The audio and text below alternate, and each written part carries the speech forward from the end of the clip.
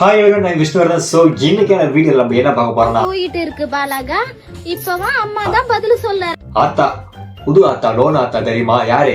பாலகா அந்த ஆத்தாவை பத்தியும் கோபிகேன் செஸ்ல வந்து நல்லா எல்லாரையுமே வந்து டான்ஸ் ஆட வச்சாரு. அவரை பத்தி தான் இந்த வீடியோ நம்ம பேச போறோம்.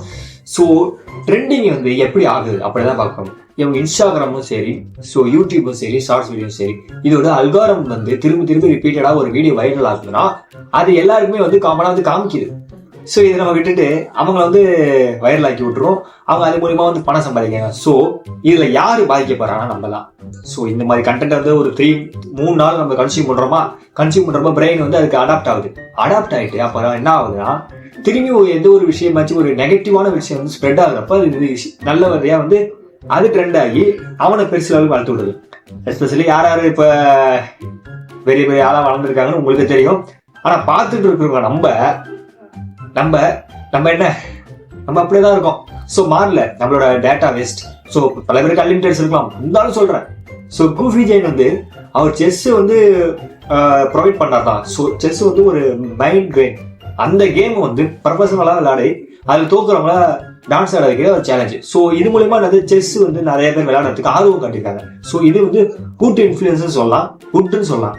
ஆனா இந்த மாதிரி ட்ரெண்டா இருக்கு. பாலிம நியூஸ் சேனல்ல ஒன்று பார்த்துருக்கேன், ட்ரெண்டிங்கான நியூஸ் சேனல். அது உங்களுக்கு சொல்லணும்னு அவசியம் கிடையாது. அந்த சேனல்ல வந்து இதை ஒரு கான்செப்டா எடுத்து போட்டிருக்காங்க. அதையும் சரி, அந்த பாலகா அந்த ஆத்தா இருக்கு பாருங்க, அந்த ஆத்தா சொல்றது இருக்கு பாருங்க, யாருக்கெல்லாம் பிரேக்கப் ஆகும், யாருக்கெல்லாம் அளவு செட் ஆகும், சிஎம் யாரு 2026ல இதெல்லாம் சொல்லுதான். ஃபர்ஸ்ட் அந்த அம்மாவால லோனு கட்ட முடியல.